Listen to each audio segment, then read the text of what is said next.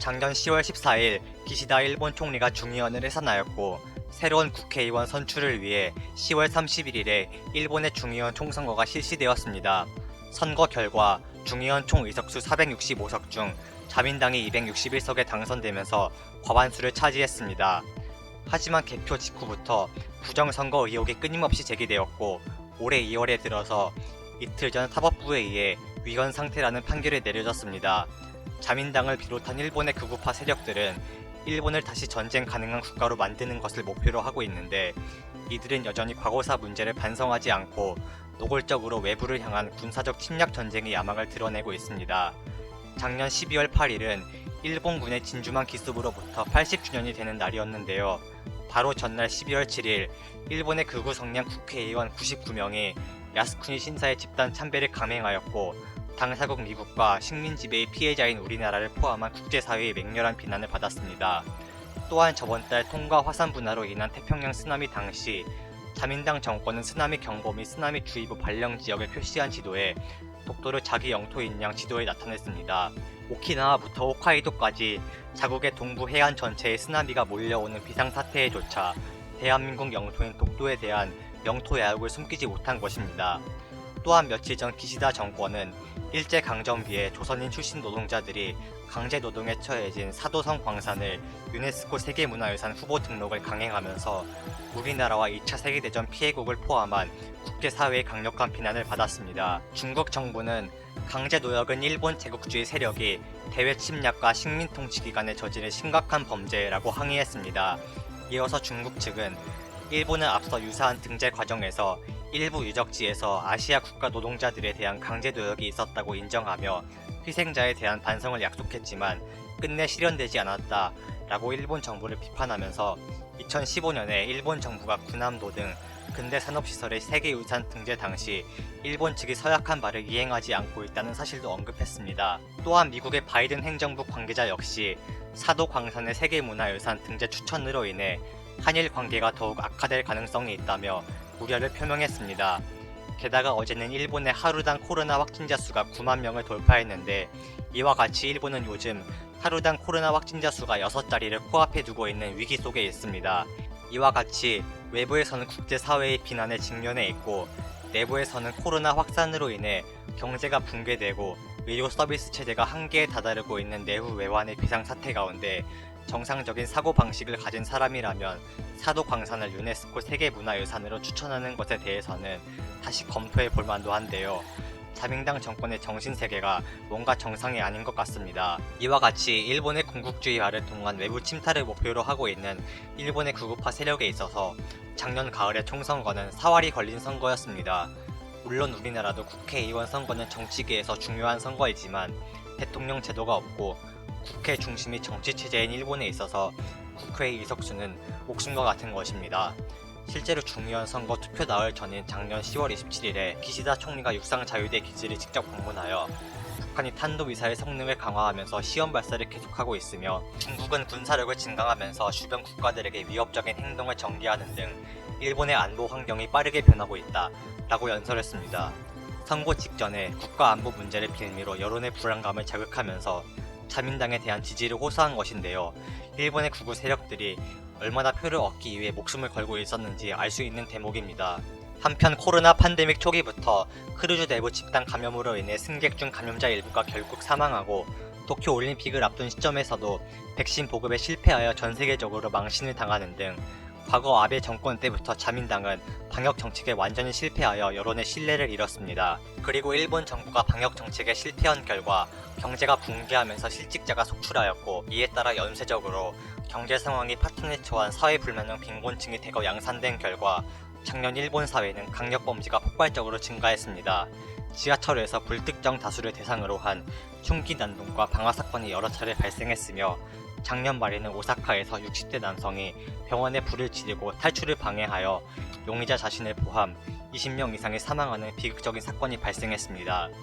이렇게 일본 사회가 총체적으로 악순환에 빠지고 파탄에 다다르고 있는 상태에서 일본의 자민당 극우 세력들은 영토 분쟁과 역사 왜곡 등 국수주의 선동 정책을 통해 어떻게든 여론의 지지를 만회하려는 시도를 멈추지 않았습니다. 결국 앞에서도 언급했지만 개표 결과 총 의석수 465석 중 자민당이 261석을 차지하면서 과반수를 달성했습니다. 하지만 개표 결과가 발표된 직후부터 부정선거 의혹이 끊임없이 제기되었습니다. 아무리 그동안 자민당이 장기적으로 지지를 받아온 것은 사실이지만 앞에서 말씀드린 내용처럼 코로나 등 여러 분야에서 실책을 거듭한 결과 자민당 총재가 2번이나 교체되는 등 최근 들어 여론의 지지가 급락한 것이 분명한 사실이었습니다. 투표 절차뿐만 아니라 선거운동에 있어서도 자민당 측은 선거법 위반 및 헌법 위배에 대한 논란 대상이 되었습니다. 실제로 선거를 앞두고 기시다 총리가 총선거 후보 지원 연설을 진행한 현장에서 자민당에 관계된 이익단체가 금전적인 수단을 통해 청중을 동원했다는 사실이 밝혀졌습니다. 일본의 주요 언론 중 하나인 아사히 신문은 기시다 씨가 중의원 선거를 앞두고 이바라키현을 방문하여 자민당 소속 구니미스 아야노 후보를 위한 선거운동에 동참했는데 이바라키현 운수정책연구회라는 단체가 기시다 씨의 연설에 청중으로 온 회원에게 1인당 5,000엔을 지급했다고 보도했습니다. 해당 단체는 기시다 씨의 연설 나흘 전에 세계 지부에 팩스를 보내 참가자에게 일당으로서 1인당 5,000엔을 지급한다 라는 취지를 알렸고 실제로 유세 현장에 온 회원들에게 일당이 지급되었습니다. 해당 단체의 전무이사는 현장에 참여한 20여 명의 회원에게 일당이 지급된 사실을 인정했습니다. 일본의 언론사 교도통신은 해당 전무이사가 일당 지급이 이미 관례화되어 있었고 관리를 따랐을 뿐이었다는 식으로 해명했다고 전했습니다. 이 사건은 결국 선거가 끝나고 일본의 코로나 재확산으로 외부에 관심이 쏠리자 무야무야 없었던 일처럼 넘어갔습니다. 하지만 최근 들어 작년 일본의 총선거 결과에 관하여 사법부에 의해 위헌 상태라는 판결이 내려졌습니다. 일본의 한 변호사 단체는 유권자에게 주어진 한 표의 효력이 선거구에 따라 평등하게 할당되지 않았다는 점을 근거로 작년 중의원 선거 결과는 무효라는 소송을 전국 각지 14개 재판소에 제기했습니다. 즉 작년 일본의 총선거 결과는 투표 가치의 평등에 반하며 헌법 위반이라는 것이었습니다. 14개 지역 재판소에서 모두 판결이 내려지면 마지막으로 최고 재판소가 최종 판결을 내리게 됩니다. 그 결과 이틀 전 2월 1일에 14개 지역 재판소 중 하나인 타카마스 고등재판소가 위헌 상태라는 판결을 내렸습니다. 선거 지역구 할당에 있어서 국회의원 1명당 배분된 유권자 수가 적은 지역일수록 한 표의 영향력이 커지게 됩니다. 이 점을 고려하지 않고 선거구 할당이 이루어진 결과 작년 일본의 총선거에 있어서 한 표의 가치가 가장 높은 지역구와 가장 낮은 지역구의 차이가 최대 2.08배에 이르게 되었습니다.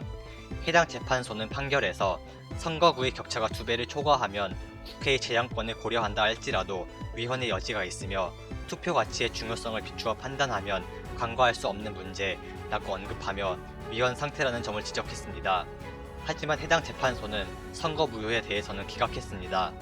판결 결과 원고 측 변호사 단체는 타카마스 고등재판소의 판결은 위와 판단의 기준은 투표일로 함으로써 이후의 법 개정에 따라 선거 제도가 변동되는 것은 고려하지 않는다는 점을 명확히 하였다.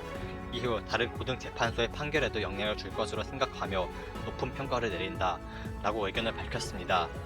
하지만 선거 무효에 대해 기각 판결이 내려진 점에 대해서는 만족스럽지 않다고 말하며 최고재판소에 상고할 의사를 밝혔습니다. 이 외에도 일본은 부정선거로 인해 당선이 무효되거나 당선자가 체포되어 재판에 넘겨지는 소동이 끊이지 않고 있습니다. 대표적인 예로서 2020년 6월에는 당시 자민당 소속 현직 국회의원 부부 2명 가와이 가스유키 중의원과 그의 부인 가와이 알리 참의원이 공직선거법 위반으로 도쿄지방검찰에 체포되는 사건이 벌어졌습니다. 심지어 가와이 가스유키 씨는 체포 당시 아베 신조 총리의 신임을 받아 법무장관을 겸하고 있던 아베 씨의 측근 인사였습니다. 가와이 부부는 과거에 선거를 앞두고 히로시마 선거구에서 지자체 인사들에게 현금 봉투를 살포한 사실 외에도 여러 부정부패가 드러났습니다. 남편 가와이 가스유키 씨는 실형이 확정되어 2024년까지 징역형에 처해지게 되었습니다. 그리고 아내 가와이 알리 씨는 징역형 집행유예 판결을 받았고 올해 1월 20일에 수면제를 다량으로 복용하고 자살을 시도했다가 실패로 끝난 사건이 벌어졌습니다. 부부 국회의원이 나란히 징역형 선고를 받고 자살 소동까지 펼쳐지는 등 일본의 정치계가 뭔가 코미디쇼를 보는 것 같은데요. 자민당 정권의 부정부패가 적나라하게 드러난 에피소드였습니다. 한편 올해 7월 25일에는 참의원 선거가 실시되는데 코로나 방역 실패 및 각종 선거 부정부패 의혹 등 현재 지지를 잃고 있는 자민당 정권의 대응이 주목됩니다. 코리아 알파였습니다. 감사합니다.